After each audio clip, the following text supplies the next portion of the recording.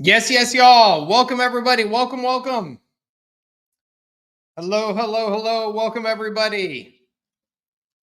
We will get this show on the road here real soon, just as soon as our special guest arrives. I hope you all are doing well. Looks like we've got a good group here already. Welcome to our special guest appearance here today. Guest appearance call. We've got Mr. Shaun Clark from HighLevel, CEO of HighLevel, here joining us today. I'm decked out all appropriately for our special guest in my HighLevel swag. Looks like you guys can see me and hear me okay. That's awesome. Looks like all systems are go. Good, good. All right. Welcome, everybody. We will get rolling here in just a few moments when our special guest arrives. I see him as we speak, joining us backstage. I will get him on board here in just a moment. Everybody's asking, where can I get my Go HighLevel swag? You've got to go to the summit. I mean, you might be able to get some Go HighLevel swag some other way, but there's no reason why you shouldn't be coming to the summit. And the summit has an amazing swag store. You should see. They set up the whole, like, one of the interior lobby spaces of the event as this big store, and they've got everything: jackets, hoodies, t-shirts, hats, stickers, backpacks, all the gear you could ever want. So make your way to the HighLevel Summit. In fact, I believe right now you can get the early bird tickets, a limited number of early bird tickets on sale. That sale may have just ended. I'm not 100% sure, but I know that was being marketed here just over the last handful of days. So pounce on that. I'm sure you've got an email from HighLevel. All right, we're going to go ahead and get started today here, everybody. I'm going to bring on Shaun here in just a moment. The way that this works, if you have not been to one of these calls with Mr. Shaun Clark and I before, this is completely unscripted. He is a very, very busy man, as you well could imagine. And so when I get the opportunity to catch up with him, I like to share the opportunity to catch up with you guys as well, so you can just kind of hear the conversation and hear all the updates straight from him. And I know you guys always have lots of questions about what's happening with HighLevel and direction and what's happening in the industry and all that stuff. So who better to hear it from than straight from Mr. Shaun Clark himself? So make sure you are tuned in and firing your questions into the comments here as we go. And we will make sure and do our best to address as many of them as possible. Okay? With all that being said, Mr. Shaun Clark, welcome to the call. Thanks for having me. It's great to be here. Awesome. Good to see you. Hey, you have some HighLevel swag too. Nice. Always. I think I'm just going to get it tattooed on my chest in case Perfect. I didn't do my laundry for the day. So I'll always be prepared. But absolutely, 100%. It's good to see you, sir. Where are you joining us from today? Bend, Oregon. So very nice. I got here yesterday. So I finally escaped my desk. Very nice. That's good. That's good. Actually, I escaped a desk to get to this desk. Yeah. Are you getting the storms up there today like we're getting, or is that just further south? No, that's right. You guys are getting just pounded. No, not yet. Although, we had our own ice storm here a week or a week and a half ago. Yeah. And I had to literally drive an hour and a half to get to an airport where I could fly out because my local airport was shut down. So, and then I came back. And then when I tried to come back, the ice storm had shifted to the airport I flew out of. So then all the flights were, so it was a chaos. And then I came back to a lot of down trees and stuff. So I feel you. That reminds me, I've got to introduce you to my very good friend who lives up in Bend now. Really, really cool guy, very successful entrepreneur. And he was just skiing with me, and while we were skiing, his wife sent a picture of a car sliding off the road into their backyard in Bend during the ice storm. Crazy. So, that was pretty wild.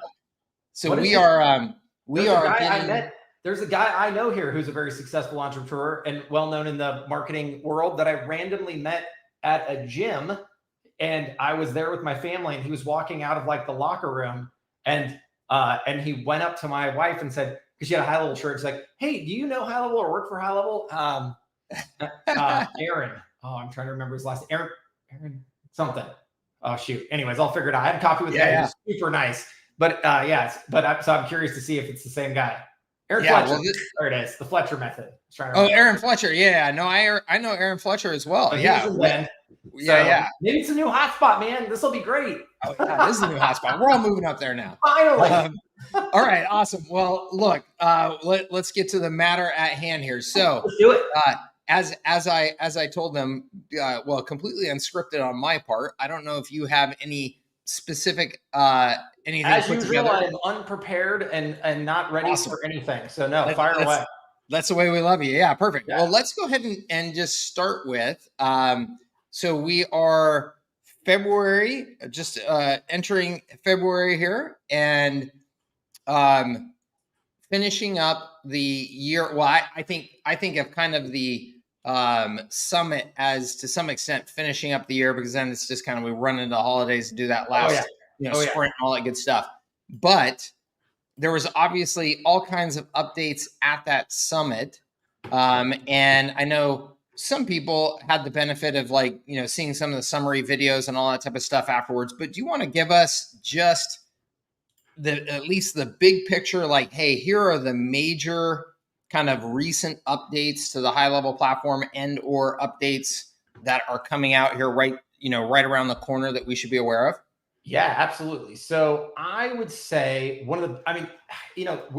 it's a good problem to have, but we're at that stage where some people I'll say like, oh, we're coming out with blah. And they'll be like, wah, wah, like whatever. Still yeah. And then some people are like, oh, it's the greatest thing ever. I've been waiting my whole life for that. So at the end of the day, I think that the biggest thing I was excited about I don't know, the biggest is the wrong word, but one of the big things I was excited about was e-com, only because we hadn't yet done e-com. And and we launched our MVP, I think at the event. I've long forgotten what we announced at the event. There was a blog article on it though, if you really want to look at it. But what I liked about that anyways is for a very long time, I sort of thought, well, why would we take on Shopify essentially, right?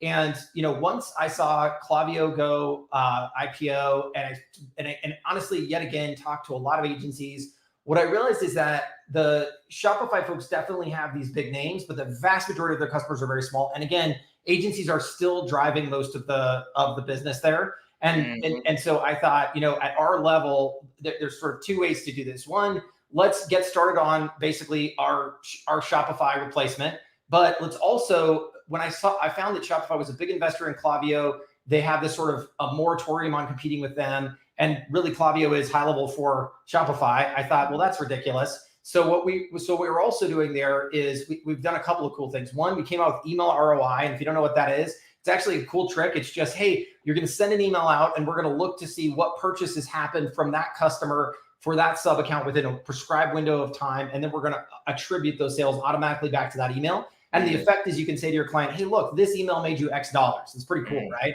Yeah. And so we initially came out with it on our own products, but we are racing to, and I think this will happen in the next 30 days, also link it up to Shopify with the idea that new people starting out will probably adopt our e-com offering. And, obviously it will evolve this quarter and this and that.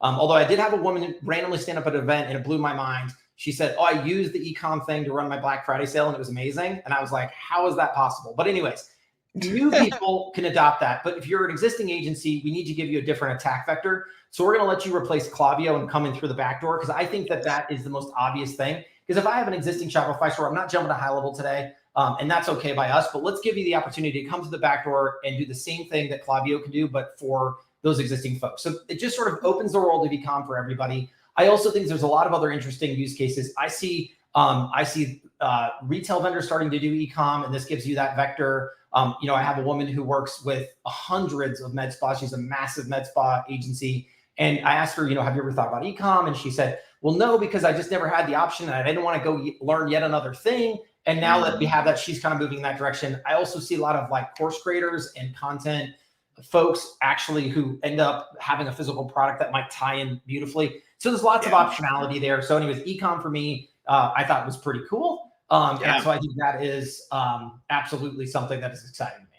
That's cool. Yeah, I think On the e-com side, I think that there's so many businesses out there that have a something to sell or a few somethings to sell or like to have something to sell that they could throw up quickly or whatever that doesn't require them to, this whole launch of a new Shopify store and a whole new platform and all that type of stuff. That there's lots and lots of opportunity there. Well, Obviously, I'll tell lots you of the stat. opportunity. I'll tell you the stat that blew my mind. Yeah. So, well, two things actually. So, man, this is what I just got to tell you how much I love being in this industry. So first of all, I went to an event in Orlando, and it was a very small event, and I met this guy, Fred.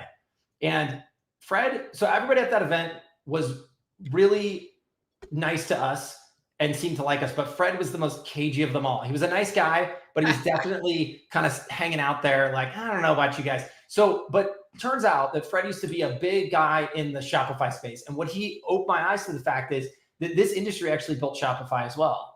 And you, of course, know this because you've been around for a while. But what I just, you don't know what you don't know till you know it. And then, so he showed me all of the sort of the things he used to do to affiliate people in. And I just sort of asked him why they stopped doing it. And he's like, well, Shopify destroyed their affiliate program essentially. And I said, and then my question was, well, if tomorrow you had another platform you could push, do you think those same tricks would work? And he said, yes. And I thought, so that was an interesting data point. So then I went and I started doing some research, and I realized the average Shopify store's revenue in a month is $92. So that's not, gosh. Yeah, exactly. They're still micro merchants. They really are. And so despite being publicly traded and this and that and having the Tesla store and blah, blah, blah, their website looks beautiful, but what they're really doing is they're obscuring the fact that the true reality is they're still built by $92 merchants. And I guarantee you they're still built very much by the marketing community. And so for us, if we can enable our customers to supplant that flow and again, bring it all into one app, simplify it, make it easier, we want to do that for you. And so that's really why we're kind of going down that journey. Yeah, that's awesome. Yeah, that's really cool. And I don't know if you got my message yesterday, but one feature that I know everybody, well, I don't even know if we call it a feature anymore, but one thing that everybody's going to ask about, and my message I sent you yesterday, where I said that the AI chat was getting like creepy good. Oh, I wrote you back. Oh, you did? Okay, I just didn't see it yet.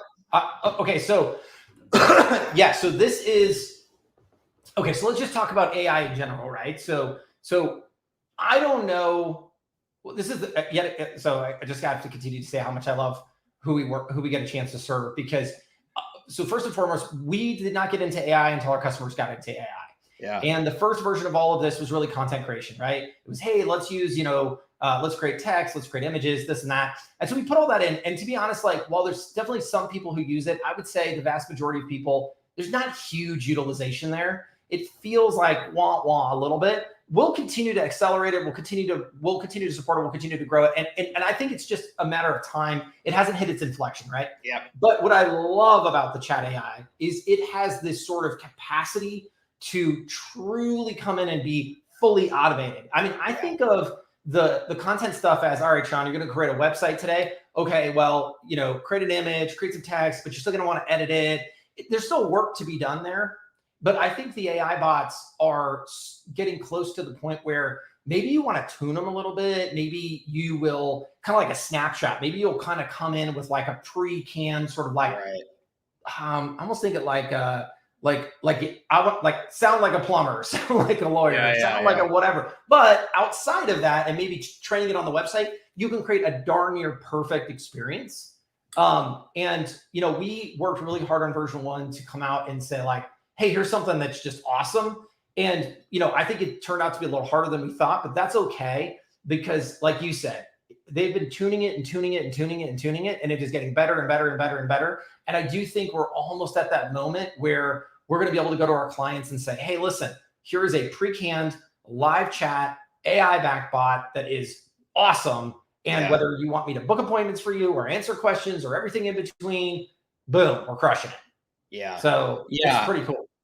It is. I mean, it's really cool. I mean, with the AI chat, I mean, you can see, just the massive potential for how you can help small businesses because it literally is, fast responsiveness, reducing labor costs, following up with things that you weren't following up with before, all of that, which is all just a magic formula for small businesses in particular. But, I've been telling people that, if you are working with a relatively simple customer, that it's probably good to go. Like if it's, Yep. what's your address, your hours of operations, because those things are easy to train. In my experience with my business, with services that scale in particular, some of the people in this community are getting on the chat widget and asking me some pretty sophisticated questions. It's not just what's your address and stuff like that. So sometimes I find, the chat bot response to that has been like, that's not ideal. And I go in and I correct it. But I got to tell you, just in the last like 10 days, I've seen these conversations happen where I went into the conversation and I was like, I don't remember having that conversation, because the response was so good, so conversational, and so just right to the point, that I thought that I had written it. Yeah. It sounded like me. It sounded like just a person having a normal conversation. And then I realized, oh, geez, that's the AI bot having a complete conversation right there. So we are eating our own dog food here, as it were. We are using this now on our web chat widget on our website. And we have a team. So we took the team that was doing the web chats, and they're still in place. Their job today is to basically check and correct the web chat bot. And we're also starting to use this on the back end on support. Today we use it as like a helper for our actual support agents. Although I know this year we will put it on first line support. My big thing is we will not do AI poorly. So my mandate to my team is, if it sucks, pull it. I've told all my support people, it's a separation of concerns. It's, listen, here's the dev team. They are in service of you to make this perfect. But if at any point they put quality in jeopardy, just nuke the thing.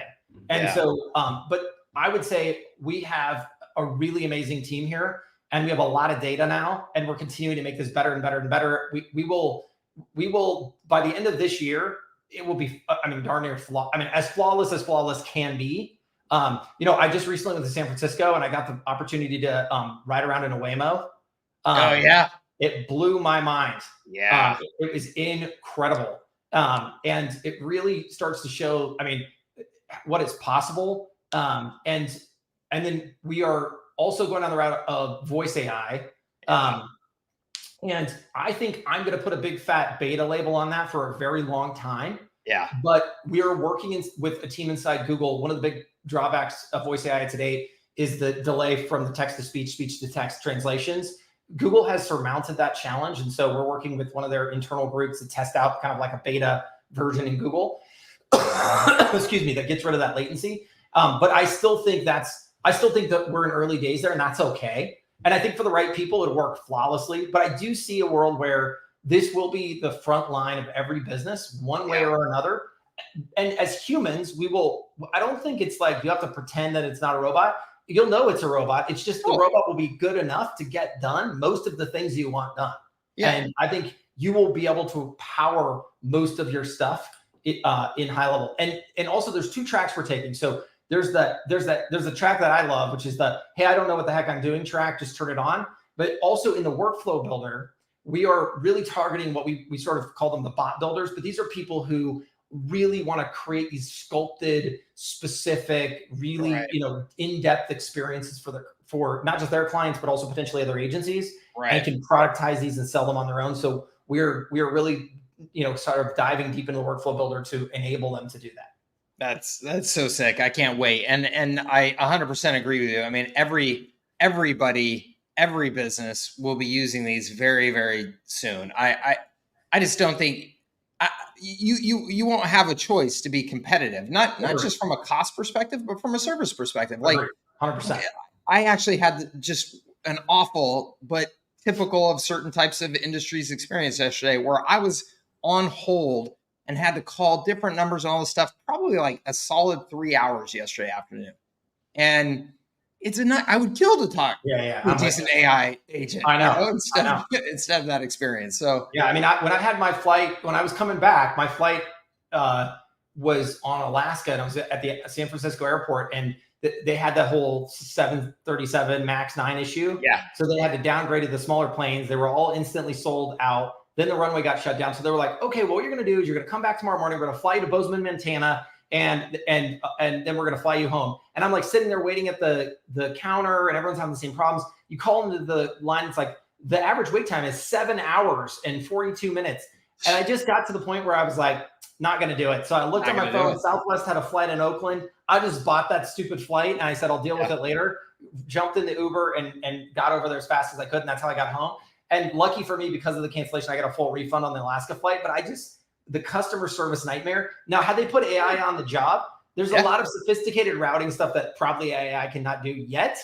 But all the other people who needed something simple, they could have just destroyed those, And the glorious thing for all of us is we are most of us not serving airlines. We're serving much simpler businesses. And I think this is a revolution in the making. And this radically changes. Like we used to say, like, don't do live chat because there's no one to respond to it. But now HighLevel has full live chat because AI is there to do the job. Yeah, no, it's amazing. And I'm so excited to follow all of the developments. I mean, with AI in general, but then seeing how you guys are applying them, it's so exciting because it is. Why not show off the new chat widget design that they're working on? I just got this. Do it. The other day. You see this? Yeah. Okay. So the idea is let's take that chat widget and let's continue to make it a lot more customizable for everybody. So you can start to see what they're trying to do here. Different, design constructs, different chat icons, different themes, different welcome messages, all this stuff. And then, in different colors. And then the idea is, like you can see down here, advanced settings, like different positions, different heights, avatars, chat windows, on and on. You can change the avatar, remove the avatar. You can also do templates and stuff. And then like some people want so then you'll be able to obviously do do you want live chat or not live chat? And then you can do things like you can do a form up front if you want to, or you can do, where's that trick where they're like, hey, like right here, enter your question, this and that. Oh yeah, by the way, before we your name and number or whatever, let's get your info. So on and on and on, just tons of optionality around the chat. Then it becomes like an incredible lead generation tool. Yeah, exactly. 100%. Awesome. So just continuing to be more and more. And I mean, we have some really cool stuff coming on. I think that all of a sudden a lot of context can also start to happen. Like what site are, like what page are you on? Because you can now train the AI bot on the website based on the page you're on. And this, I think, will particularly be super useful in e-com. You start asking questions, and the reality is they'll be relative to that product. And because the AI will know what is on that page, it'll learn automatically and be able to actually conversate around that item. Yeah, that's awesome. So somebody asked me when you think that's going to be out. This will come out this quarter. This is on this quarter's roadmap. Awesome. Yeah. Awesome. 100%. Yeah. So exciting. So many, just the potential of, let's see. AI is so other things are like community, I think is cool for a lot of people. It's coming along really well. Our track line so our community offering will basically be as good as like the schools and the Mighty Networks and the stuff, but we're as always going to take our own track here. We don't see community as something that should be sort of like hijacked or shared or pooled. We see it as like something that's going to belong to the community creator. So we're going to keep it white label as we always do. We're going to come out with a much lower cost learner app or community app, or even you can even think it's actually really going to be a client portal app. So it'll be like, and we have this client portal that you probably have seen, where you can do things like, go in and see your community and this and that, but it's going to continue to expand here. Communities and courses were really kind of the first iteration, but we're also going to have it so that you can, if you work for a lawyer or a plumber or a doctor or dentist, they can go on and just like pay their bill and see their invoices and upload their documents and all this other stuff. So it'll be a more sort of generalized experience around the type of business, and you'll be able to choose which apps are available and which apps are not. And I'm trying to find that design, although but the idea here is pretty cool, which is I think on the actual mobile side, I think it'll be more almost exclusively a learner app, because how many of us are going to download like the plumber app? I'm going to go with 0. But the great thing is it'll be truly white labeled. You'll be able to download it. You'll be able to actually, there you go. I finally got a little bit of a preview here. Show you what it looks like here. There we go. So just get an idea here. Imagine this is a downloadable app. When you come in, what I kind of like about this is they've cross-blended the SMB use case with the course creator use case. But you can see here, and then based on what apps are enabled, you'll see different calls to action on the front, and then you can see there's an app section here. So it's like if you have right now, there's the affiliate portal, the courses, and the communities, and then based on that, of course, you'll have different metrics available, so forth and so on. And then the idea here is if you have a community for a course creator or a brand, they can literally have their own white label downloadable version of this, where when I log in, I'm consuming content, be it courses or interacting with communities and all of that stuff. And again, it'll be all white labeled and matched sort of beautifully, just like you would want it to. Amazing. That looks great. Yeah, I think so too. This is a very big, I'm like trying to figure out where to go on all of this, but yeah, these are all different iterations they're working on, and this will all be out this quarter. So I think everybody, this is like, I think this is more of like the community feel.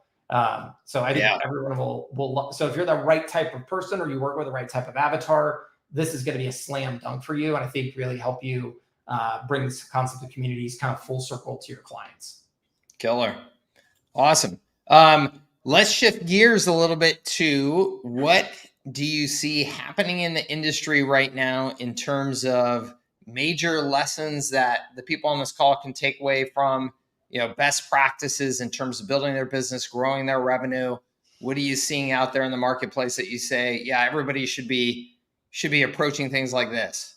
Yeah. So, I mean, gosh, so a lot of our roadmap is around refinement and enhancement these days. So there is one very secret feature that I hate to say it this way because it's sort of like, I can't tell you what it is, but it'll happen this quarter, and I think it'll help.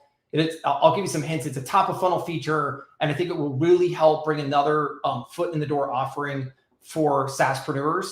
Awesome. So what I think is really important to think about is, I actually just heard this recently from somebody who works in the finance industry with a lot of SaaS companies. So the desire, when you look at small businesses, if you ask them what they're willing to pay to organize or run their business or operate their business on a month, it's about $30. But if you ask them what they would pay to grow their business and get more customers, it's about $300. And so I continue to see the HighLevel pitch as go at the marketing piece, own that front door, but as importantly, slowly work towards the operation piece. And I don't know if you've seen the proposals and estimates. It is incredible. It is one step away from being a DocuSign replacement. And what I would say for that, it already is a DocuSign replacement for most people. The only missing feature is your ability to put like drag out fields, like the first name field and all of that. And that goes live next week. So it already has all the DocuSign like legal level stuff. We did. Yeah. There's a standard. We matched the standard. You get this cool certificate on all of them, so that it shows like the IP addresses and all the people who signs. There's multi-signatory, so all this stuff. So there's all this sort of this growth happening on the back end, and then we also have custom objects coming out. Do you know what custom objects are, Mike? No. Okay, so this is like nerdy and also at the same time next level cool. So custom objects you generally find in a HubSpot or a Salesforce, and it's a very simple idea. So let's say you come across a small business and they say, well, we're a car dealership. So you're like, okay, I'm going to set you up in here. So you put them in, it's like contacts and companies, and they're like, yeah, but we sell cars. And so you're like, crap, how do I represent cars here? Well, custom objects changes that. So you can go and you can say, oh, I know, I'm going to create a new custom object called car, and it's going to have different properties like make and model and color and year and all this stuff. And now they can have cars natively represented in the app. So you can go create a new car. You can put a car on an opportunity board. You can, you can associate a car with a person, like boom, boom, boom, boom, boom, right? And you can report around it and do all this stuff. And so it's like custom values on steroids. Custom values on steroids, exactly. But really, it's about putting the CRM in a way where the person can really see it from their own business angle. And it's going to be a big game changer. And so as we move into these different verticals, when we first come out with it, it's going to be all our advanced customers figuring it out. We'll model it after HubSpot. And I think it'll allow you to go deeper into the operations side as time goes on. And as we learn which ones are standard, we'll start to pre-create some to make people's lives easier, all that stuff. Yeah. But being a SaaSpreneur is still the absolute right answer. Selling the marketing and how to grow your business, still the right answer. Yep. We'll continue to move into a world where we push for adoption for the operation side. Oh, but on the front end, we're also building a truckload of importers. So the idea is, as you move in and you find somebody says, well, I already use MailChimp, I already use Kajabi, or I already use this or that. We're building we're going to start coming out with tons of importers. We just launched the Kajabi importer. Kajabi one, yep. Yeah. So it's so cool. And we'll continue to expand out here because I think the goal, even on the calendars, we're going to have a Calendly importer and a Calendly integration.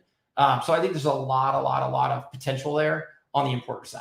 Makes total sense. Yeah. And then it goes back to that, I know I've said this to you before, but the way I think about it is HighLevel becomes the operating system of small businesses. Then you can interact with all kinds of different things, but particularly as you're saying, is you get into more of those operational elements. And this is the thing for everybody. And I've been stressing lately, Shaun, trying to get people to really simplify how they're thinking about what features they're giving to customers at what price points. Because I'm encouraging people, like, don't get so stingy with, hey, if you want access to those things, you're going to have to pay more. I understand the appeal of we're going to have higher price plans, and there's room for higher price plans, of course. But the more that you can get people using features, any feature, yes, the more they're in that system, they're seeing value from it. And I hate to use the word stuck, but they're sticky. They're not going to want to leave. They're sticky in a good way.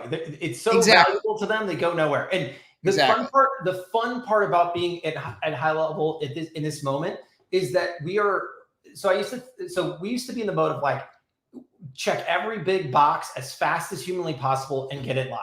Yeah. And to be honest, minus a couple of big ones, and maybe it's only one. It depends on who you ask and what we're talking about. But in general, most things now are, if nothing else, probably more of an enhancement on a current thing. So we're spending most of our roadmap in the next couple of quarters just truly trying to take what we have and make it simpler. And you can see stupid stuff that is super powerful, like the forms. Now, when you have a form, you don't have to go build a workflow to send an email out, right?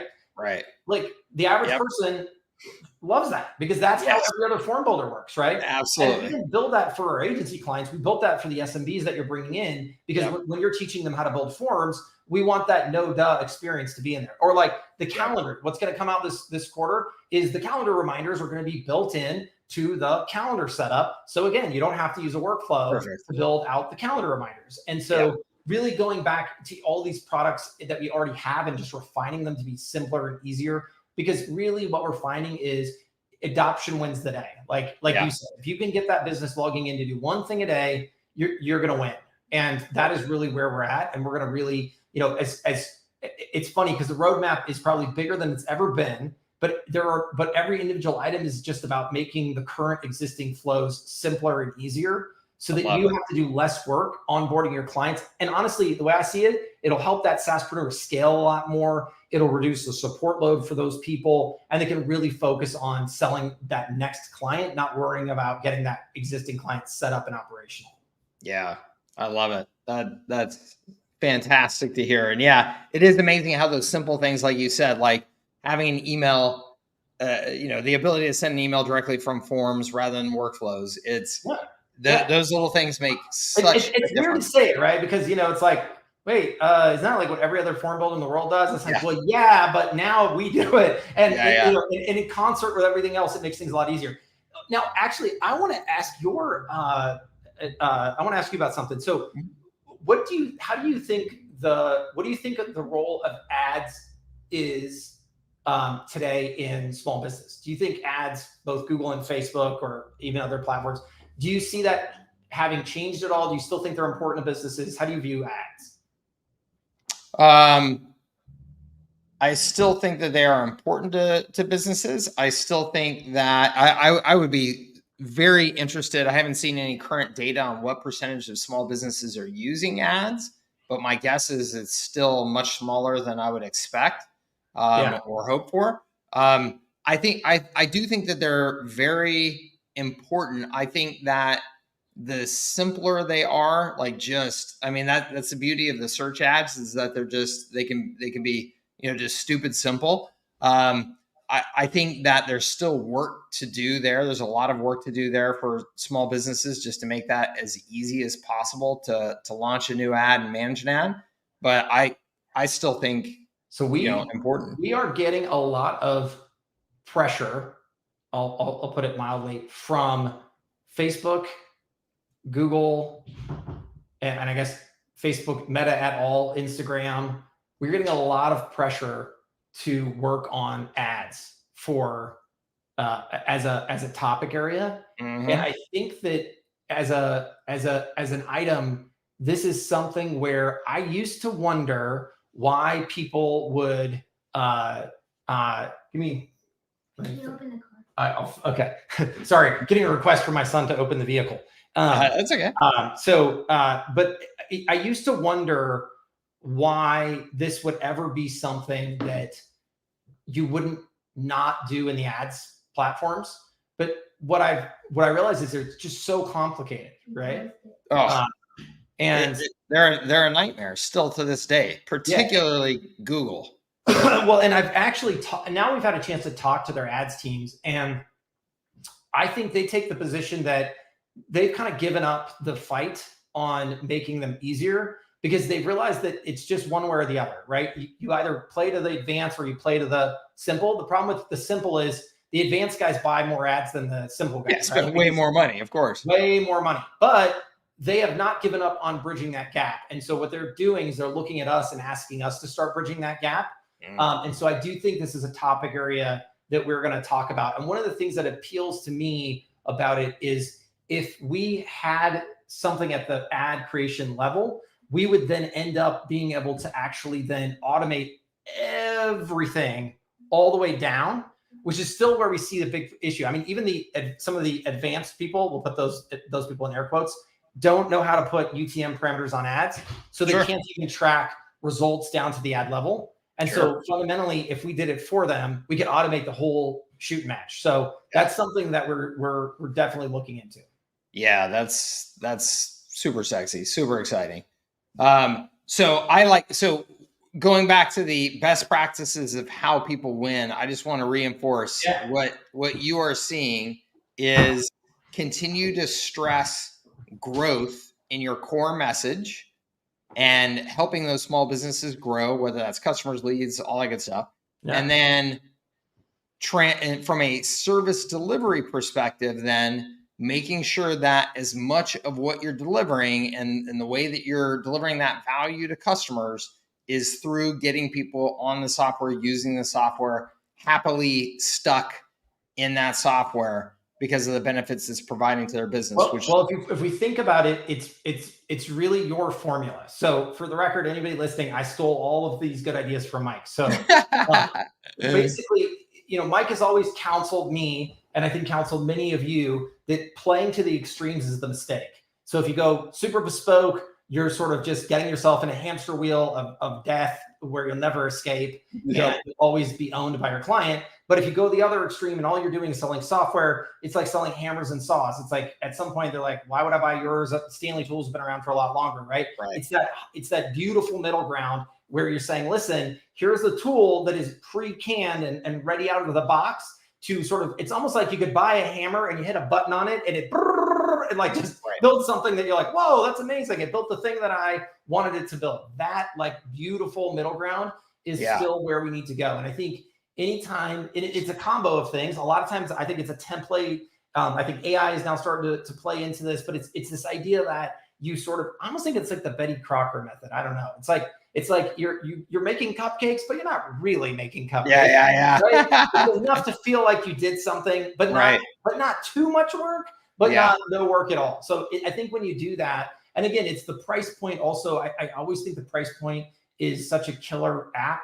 And I will tell you, I mean, everybody's on a different part of their journey, but I had a guy, the number of people reach out to me now and say like, oh, I had a guy yesterday. I had 147 clients, and I just like, I don't know. I could not add 147 clients if I tried. So I was blown away. But the number of people who are consistently just ratcheting this up over time, and it doesn't have to be 147. It could be 5. It could be 10.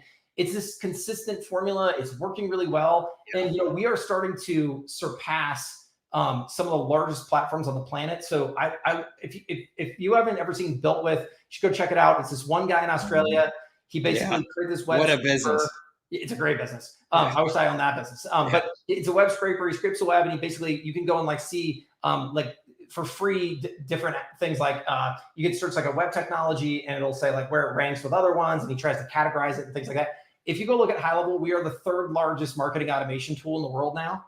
Wow. And we are within shooting distance of I think it's HubSpot is one of them, and that's either Salesforce or Klaviyo. But I'm telling you, and the reason why it has nothing to do with us. It has everything to do with you. It has everything to do with the fact that this formula is working, and not working one-off, not working one time. It's not a flash in the pan. It's this consistent thing that builds up over time and creates amazing recurring revenue. I had a conversation with a guy yesterday who is working on selling out his SaaS to a publicly traded company. And he was just calling me for legal advice. And I said, go get a good lawyer. But just all these different things. So it's this massive opportunity. It's not even close to being tapped. So as boring as it sounds, it's take the services that scale model and just own it and really focus on it, and just be very consistent in it, and you'll do really, really well. That's incredible. I can't believe it. The 3rd largest platform. That is incredible. Well, what a fun ride. I just randomly fell across it. What a fun ride to watch and be a part of. It's amazing. And so I want to stress to everybody again, just the way that the SaaS capabilities are in HighLevel now, and the way snapshots work and things like that, and these custom objects that are coming soon, and all these things, you can make it appear as if it's kind of that Betty Crocker thing. You can make it appear as if you are doing all of that custom work, right? If you sat down with a business today, or sat down with a business pre-HighLevel, and you said, we're going to build you a new website, new sales funnels, follow-up campaigns, we're going to automate or make sure that you're following up with your leads and your prospects that are coming to your website and all that good stuff. And you described all of that. One, they would think, okay, that's going to be months of work or a year of work, and it's going to cost me tens of thousands or $100,000 more, whatever it is. Even for small businesses, you can present all of that using snapshots, using custom values, all that. But still, all you're doing is then you're dropping people into the system. And that right now, and it still will be. It's important that feels a little bit high touch. It feels a little bit high touch. I'm not saying that you're going to do a bunch of custom stuff, but it's going to feel that way to the customer. And that's fantastic, because on the other end of things, you don't want to just sell tools. When you use the tools example, you can give me a saw, you can give me a hammer, I can't build a house. And I think sometimes we forget that it doesn't matter. These tools are incredible, but if you just give them to the typical small business, they have no clue what to do with them. I mean, it's Greek to them.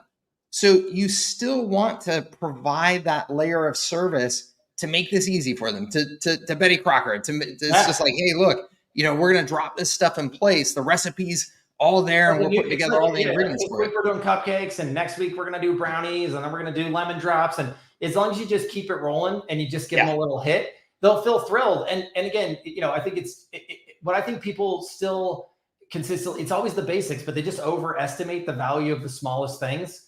I still love my HVAC, my Alpine HVAC example. In fact, I created a help doc around the silly thing because I got tired of telling the story. But it's, there's still a customer to this day. And I'm telling you, the only thing he got mad about was that we accidentally turned on the reviews AI for him. And it was a funny conversation, because he's like, turn this off. I hate this. And then he was like, wait, some of these are pretty good. And then he was like, let me think about it. And, it's hilarious. But the point is it's the simplest things that have the biggest impacts on people. Yeah. And I think that if you can focus on getting your foot in the door and getting some value there, I think there's some huge stuff. And, I'm excited because there's lots of stuff we're doing. We'll have Apple Business Messaging coming online. We're actually talking to Google. If you don't know about this, Google has this thing called RCS, which is their version of iMessage.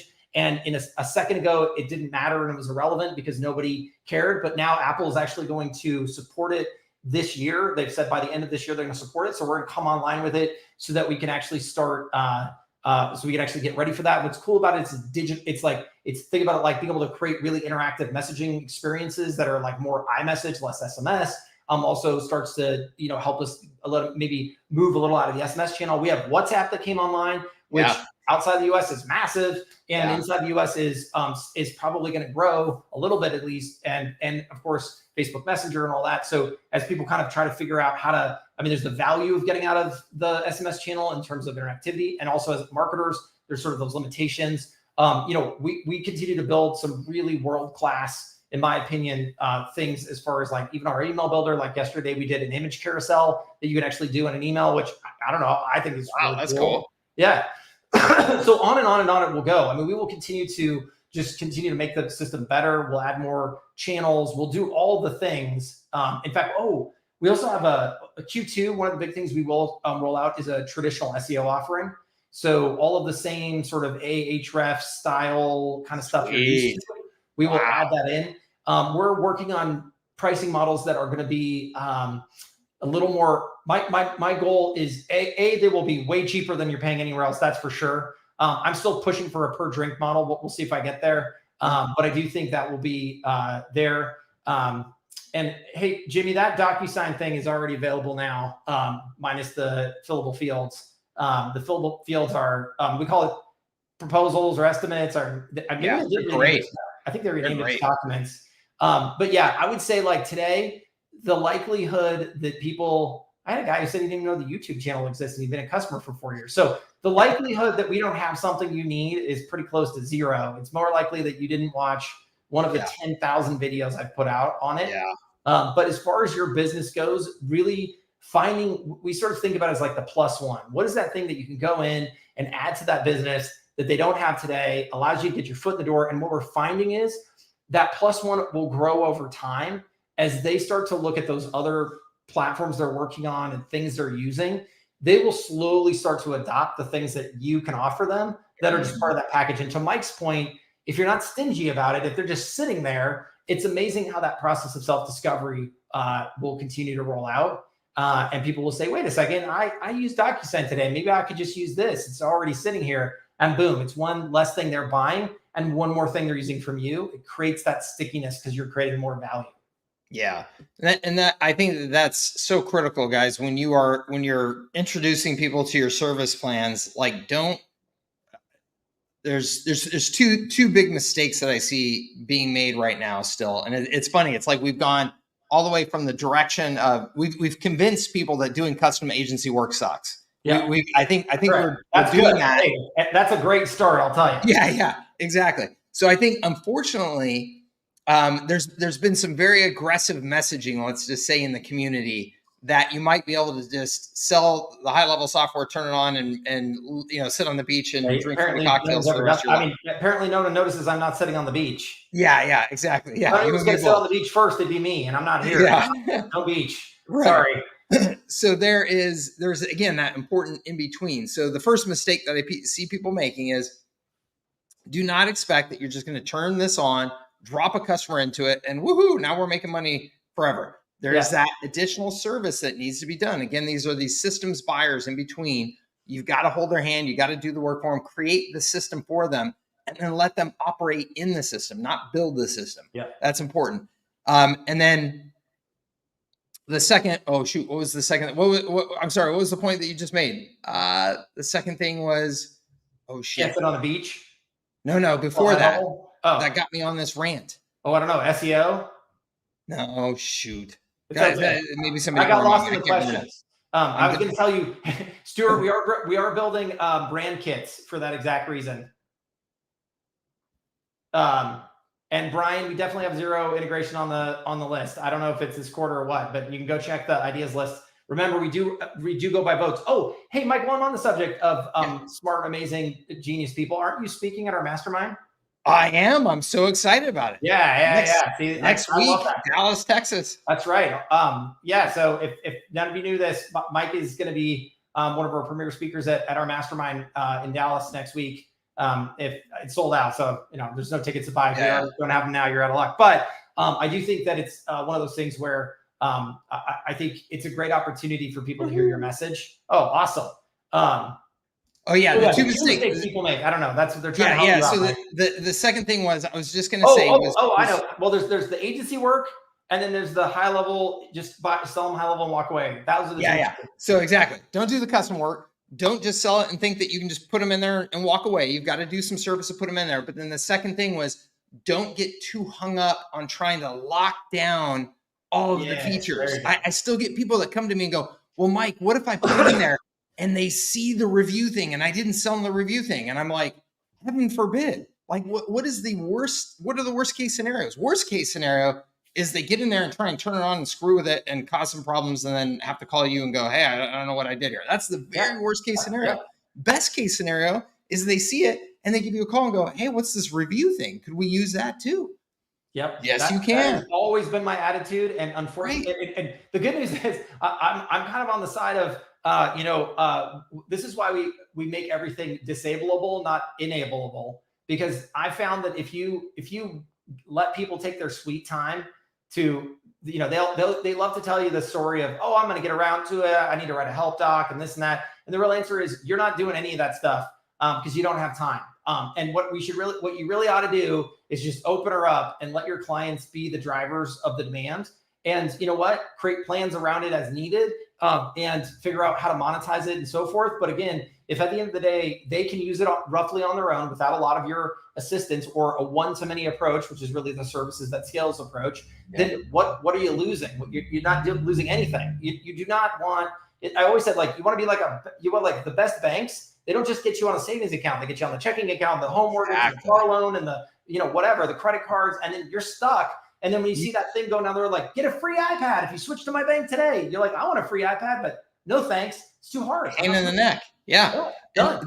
The ultimate goal everybody should just be keeping in mind is you just don't want a customer to cancel. Agreed. 100%. And again, that's not a negative thing. It's that you want to be delivering value in some way in that platform, in some combination of ways. Ideally, have as many different hooks in there as you can where they're getting value because their data is in there. It's interacting in different ways on behalf of their business. Then they don't want to leave. I've said right now, in order for it's funny because I've been asked this question by a lot of people, by some people who consider themselves high level competition, where it's like, hey, Mike, what would it take you to move away from high level? And I'm like, you couldn't possibly. Oh man, I mean, you couldn't possibly. It would be so much of a pain in the neck for me that I can't even imagine the financial, like what you would have to do. I know why thing that you have to do. It's funny because what I was going to, literally before you said that, I was already up down that track line. High level SaaSpreneurs, not high level SaaSpreneurs are out there crushing some of these well-entrenched, well-known, highly funded SaaS companies. And they are beside themselves trying to figure out how to fend you off. And the answer is it's impossible. Yep. I'm watching some of these folks and look, these people range from people who've been doing this for 5 minutes to 5 years. And honestly, here's what the magic is. They walk into these businesses, they meet them where they stand. They're not these unknown, faceless, nameless, SDR, BDR, let me cold email you to death kinds of people. They have real relationships. They create real relationships, but then they're also able to offer them real solutions, and they're able to combine those two together. And the combination is just unstoppable. So these really big SaaS companies that all of you would know, they are losing left and right to these big SaaS companies. The SaaS companies are winning over all of them because of this combination. And this is the most important piece. These SaaS companies come in and they're selling software. They're selling the tools. And then but the person's like, yeah, but I need a website, or I need a social media campaign, or I need, review posting, or this and this and this and this. How do I do it? And they're like, here's some help docs, and here's like a chat, and here's an 800 line that you can set up. Yeah, good luck. Here's the blueprints to build your house. SaaSpreneur comes in and says, oh yeah, I can help you with that. No problem. I've got all the same software. Plus, I've also got templates and other things to get you started. And by the way, if you ever need me, here I am. And people are like, holy crap, why would I not want to buy from you when you're right here with all the solution, the solution that I need, not the tool that I need. It's a radical game changer. And that's why all of you are winning. I love that. Can we do? I know we just have a few minutes left. Yeah, Can we do some rapid fire questions here? Yeah. Or even just statements? We need shipping charges in e-com. Coming this quarter, I promise. 100%. Awesome. Let's see here. Oh, this is a good one. Michelle, for a non-technical beginners that are looking for a life change with HighLevel, do you suggest starting with an affiliate or launching our white label SaaS HighLevel Academy? I'm going to give my answer, and Shaun, you can argue with me. I was going to say whatever Mike says. I think that you should be a SaaSpreneur that we've been talking about. So you should be an agency, even though I don't like that word, and work directly with small businesses. The reason why I say that is if you're going to be an affiliate, that really means that you're selling to the agency community. If you don't already have, a good, foothold in the agency community, I just don't think that that's your best opportunity. Yeah. I mean, I would tell you, walk out your front door, go find every local business and sell them your version of HighLevel as a SaaSpreneur. And, Mike has a lot of more detail on this, so don't just listen to me, but it's as simple as picking one feature, in my humble opinion. It could be missed call text back. It could be a live chat widget. It could be reputation management. It could be a combination of those three. Like you can very quickly, like something stupid simple. You put the chat widget on the website, no AI, no tricks, no fanciness. Just use the old SMS chat widget, which by the way, if you want to see what that looks like, just go to the HighLevel website. We still use it. Really, all that will happen is a bunch of people who are already coming to that website every day will start to use that widget, and those are leads, friend. And you can point to that business and say, "See, look, those are." Now you can communicate with them and follow up with them. Yeah. One of those stinking things to a customer in a month, boom, they just paid that whole bill for you. So that is a one-stop, one feature, one thing, very simple. Start there. Anyways, I love it. I think what that is a brand kit. So I'm going to call that a brand kit. Brand kits, for those of you who don't know what those are, I didn't know what they are either, but they're basically like, here's a bunch of defaults that everywhere we go are automatically applied to these like colors and formats and fonts and yada, yada. We'll have that out. I think it's this quarter for sure. Expand review reputation system to include more content. So I mean, this is always a touchy subject with me because I tend to be a direct person. So like while the answer is technically yes, my team is there because Yext has a bunch of access to this. I don't have a lot. I mean, outside of select cases, I'm sure there are cases. So let me just be very clear. There's a 1 to 5% set of cases that defy the following statement. But in general, nothing else matters outside of Google for local business. There we go. I would expand this question, Sam's question, of loyalty programs for restaurants or other industries. I think loyalty program in general. Yes. Great. Yes, we're working on this. So if you think about what a loyalty program is, it is in effect sort of an extension to affiliate management, which we have, right? And so, but that team is absolutely working on a version of it that will be a full-on loyalty program. And of course, on the mobile, the mobile team is going crazy, and they're working on a full-blown POS system off the back of Tap to Pay, which is sitting in there. So we're, and so, I mean, it might take us 2 years, but eventually we'll have all kinds of crazy stuff like payroll and all that other nonsense and time tracking and everything else. We have payroll, credit card, payment processing. That's through you guys. Digital coupons, yes, we will have. That will be. Trying to think. We have coupons now. It's part of the POS rollout. It's part of it'll be part of the loyalty thing. Because there's some really good examples of how you can do this without having to have POS integration. So we'll go down that track line. And I would say that's probably going to start up next quarter. Mobile payments, by the way, are awesome. I mean, we're doing more live events in San Diego, Shaun. And the very first one after we got the mobile payments access on our phone, we were just like, let's do this. And we probably generated an extra $500 at the event. And this event was just like a little social mixer thing that we were doing. Anyway, it was I'm telling you, it's awesome. And now we are going to add hardware because there are people with iPads and iPads don't yet support it. And it's weird though. I mean, when you can like see the future, but it's not quite here, and you just kind of don't know how long it's going to take. But one thing I've learned, sadly, with experience is that things take way longer than you'd hope they would. So we'll probably do the hardware shtick to do that. That for SaaS billing is this quarter 100%. I confirmed this 2 days ago, so it's coming. Cool. Awesome.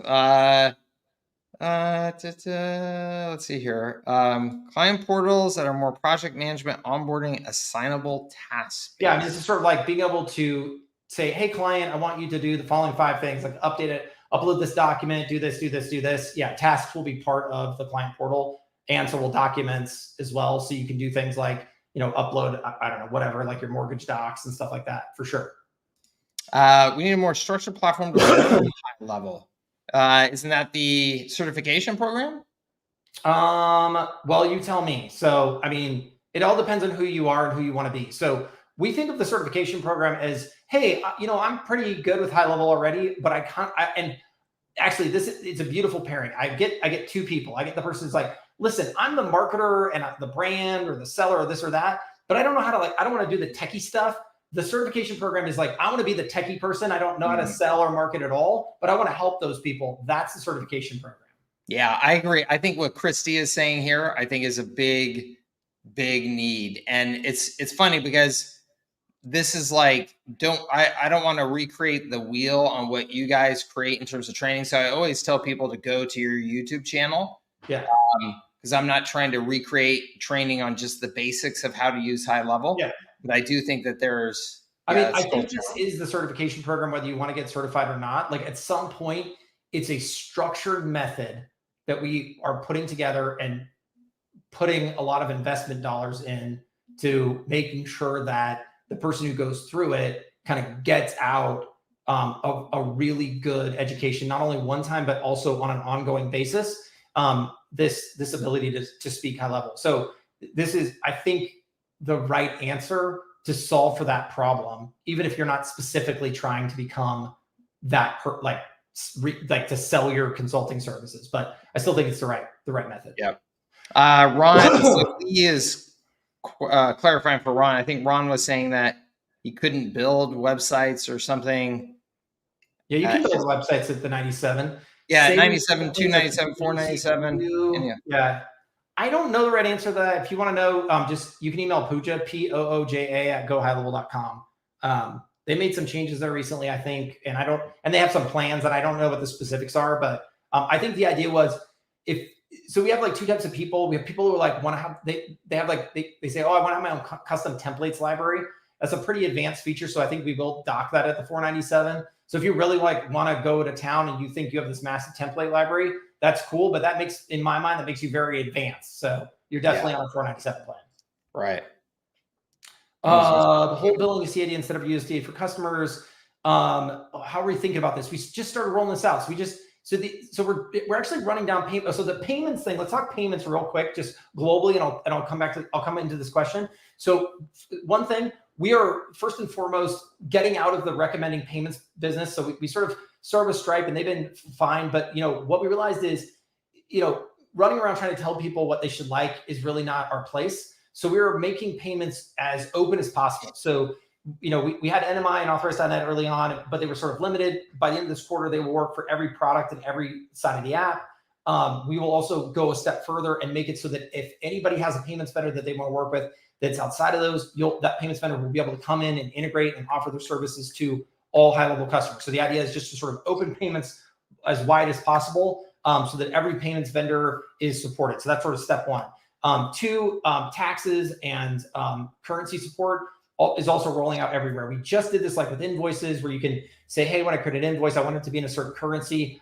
Oh, we also did this for SaaS plans. I'm certain of it just now, where when you define a SaaS plan, you can now define a SaaS plan and the currency. So you can have your Canadian version as well as your US version. He mentions the rebilling of the minutes or the SMS or whatever. If that's not there, I'm just trying to think. You really want to email Prashant, Prashant,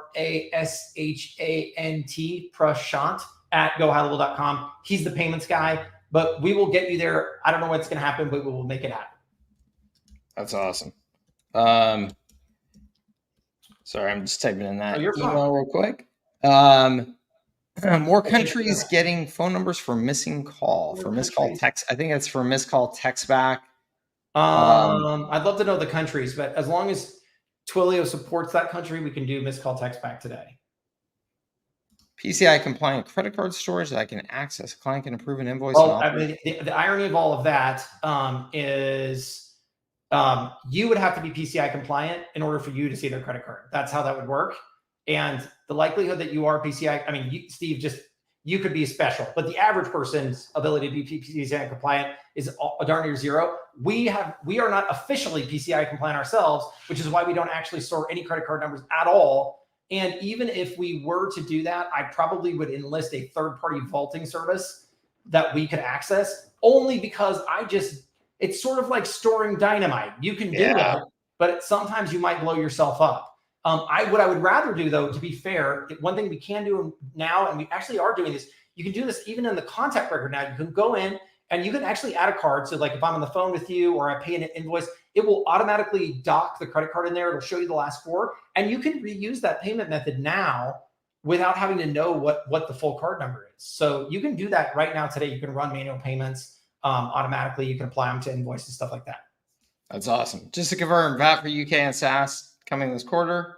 VAT is definitely coming this quarter. Email Prashant. I hope it applies to SaaS. It will apply to SaaS for sure. I want to say it's this quarter, but just double check with him.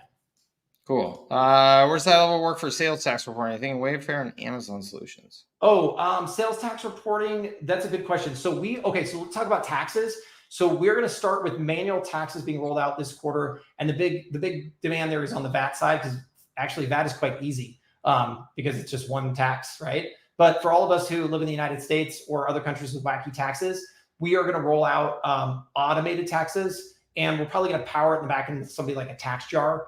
But the idea there is those will be API calls. Will be some small fractional amount of money it costs us to run those calls, and we'll pass those along to you. But it will fully automate the tax flow for people who are in places with crazy stuff. That'll be a Q2 initiative on the sort of manual taxes, and we'll do it by region. So if you really know your taxes, you'll be able to do it manually this quarter. But if you're like me and have no clue what the taxes are in Poughkeepsie versus Atlanta versus New York, in the Queensboro of this zip code, the tax jar folks will handle it for you, and we'll have that out in Q2. Awesome. I'm going to throw one in here based on, I told you we had a quick conversation about some of my recent experience, but I think there's a big opportunity to help the community and also help our customers with some of the basic but increasingly important compliance issues related to websites. So like the little cookie yes widgets and what's the language in right now. Awesome. And then Very also good. we're okay. So the cookie thing is a little more of a slam dunk. So if it's not this quarter, it'll be next quarter. And then we're also starting to go down the ADA route. And then I'm trying to think of the other sorts of things we're seeing on the compliance side. Like the FTC, somebody is getting in on the Voice AI Act. Now that one looks like it's going to be, Voice AI will be outlawed by default. You'll have to consent to the call like an SMS. Yeah. So Voice AI will still be around, but this whole idea of because today you can technically cold call people. You won't be able to cold AI call people here in a minute, I don't think. So we'll definitely help people out with a lot of that stuff. That's going to be interesting because hopefully I totally get the no cold calling with AI, but hopefully there is similar to kind of more of the operational email. Like once you're a customer, that I can do some calling with AI and stuff like that. You'll be able to do all that stuff. Yeah. I mean, awesome. what we'll do on that is, as always, we try not to be your mom or dad. We try to be as hands off as possible. Oh my gosh, Lee, I am. Let me tell you, I'm actually searching for that thread right now. Lee, I'm so glad you brought this up. Well, I'm so glad you brought it up and I didn't have to. No, I love this because I have an update. I know it's like sitting right on the edge of. Yeah. So what happened is this caught between two dev teams that one was supposed to do one thing and the other was supposed to the other, and then they started finger pointing, and so we had to get them on the phone, and so literally this morning. Oh man, I'm gonna find this though. When I was like, when does this go live? I swear that's what I wrote. And it's So, but it was like the answer. Oh gosh, I gotta find it. Hold on. Let's see. It's like. I'm just gonna say. I know. Go live. We'll get it for me. Come on. Okay, here we go. Blah blah blah blah blah blah blah blah blah. And then I was like, Oh yeah, 4 hours ago. Do you know when this is going live? Let's see, something.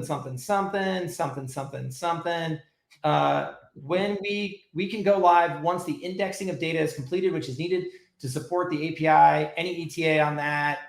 It should be ready by next week, blah, blah, blah. We'll start creating the index again on the weekend. Okay, so yeah. Okay, there you go. So next week is what I'm pushing for. I am annoyed with both of these folks because it was one of those things where it's like, why is this not live? Well, so-and-so didn't do their part. And I was like, I go to so-and-so, I was like, no, it's so-and-so didn't do their part. And I'm like, dude, people, like connect. So anyways, we're over all that next week. And it's going to be amazing. Hey, man, look at this. What an exciting, see, this is where the reach of HighLevel just gets crazy. Like, yes. Once you have all those customer relationships, the things that you can provide. I know. Did you see the split testing that went live yesterday on the workflows, by the way? No, I didn't. Split testing on the workflows. Crushing it. Yes. Wow. So anyways, okay, finance options for proposals. Okay, so we are going to drop. So in order to, so let me walk this through. So we were going to come out, and we still are, with like a Klarna, like whatever, buy now, pay later thingy. We subbed in the Shopify order sync, so we do the email ROI on Shopify orders to do the Klaviyo replacement first. Then we'll come out with like the buy now, pay later stuff. And I think this will go right in with this because there's a vendor out there that sort of does this in the home services like niche. Yep. And so I kind of think we could probably just integrate them because they are specific to this niche. Yeah. And so I'm going to close this out because I know you got to go. I got to go here too. I'm going to close this out by saying, first of all, thank you so much for your time. Yeah, this is fun. This is like my favorite call of the week. We know you are a very busy guy. We thank you for being here and for answering people's questions. 100%. I think, gosh, the most exciting thing that I want to conclude this with, to me, is where this is at right now. Because the stat that you said earlier that just blows my mind, that you're the third biggest marketing automation platform in the world now. Yep. To me, that should light such a fire under everybody's butt to realize, one, there was a period of time, just even 12 months ago, where it was still a bunch of the conversation. Well, is HighLevel real? Is it really an opportunity? Can you really do well with it? It's the third biggest marketing automation platform in the world now. Yeah. So the only question is now, what are you going to do to get it out there into as many customers' hands and serve as many customers as possible? It's no longer a question of, is this thing for real? Is this something that businesses want? Is this something that businesses will use? It's, what are we doing? What am I doing? What are you doing to get out there and talk to more customers, get more value into their hands? And just this question here, I'm so glad that whoever it was that asked about, this finance options. If you go back and watch this again and you write down, just take a little note of all of the additional revenue opportunities that were covered just in this call right now. There are so many things that we're going to be able to do through this platform to add value to the customers, to generate more revenue for them, to generate more revenue for us, that is going to be recurring revenue over the lifetime of that business. It is just a crazy opportunity that is continuing to get momentum and is growing and growing and growing. The more that they refine it, the more that they add these features to it, the more that AI is coming on board and more of this stuff's going to be automated capability. It's incredible. So just please, again, light the fire under your butt to whatever you got to do to take action and get out there and get selling and get delivering that value. Go, go, go, go, go. Because it's mind-boggling to me what you guys have achieved already, Shaun, and where it's still yet to go. It just blows my mind. So absolutely, 100%. And it's thank you to you. Yes, thank you to you. Thank you to your team. Amazing, amazing team. I can't wait to come in and be at the Mastermind in Dallas and see more of the team down there. Absolutely. Just keep on trucking. And thank you so much for being on these calls and being as accessible as you are to answer questions. That's my favorite thing to do. I feel so fortunate and lucky to serve this community. And hey, Kim, I got your question off to the product manager for that, or your need there. So don't worry, we'll get you covered. But thank you, everybody. I mean, for being on this journey with us. I mean, we are doing this together as a team, and I think that is the coolest way to do it. So I just thank you all, because you are the reason we're the third largest isn't because of anything I did. It's really all you. So please continue to push this out. Have confidence. And have belief, because we are making a huge difference in the world. You're making a huge difference in the world. It's a real thing. It's not at all fake, and we've got the data to back it up. So let's all keep pushing, because we are helping people. We are changing lives of people and making them better. And no one's losing off the back of this deal. So I'm really excited about it. That's awesome. I love it. Thank you so much, Shaun. Thank you, everybody, for joining us on the call and giving us your time, your attention, and your engagement, asking all your great questions. Get out there, get after it. You guys have a great rest of your week, and we'll talk to you real soon. Bye, everybody.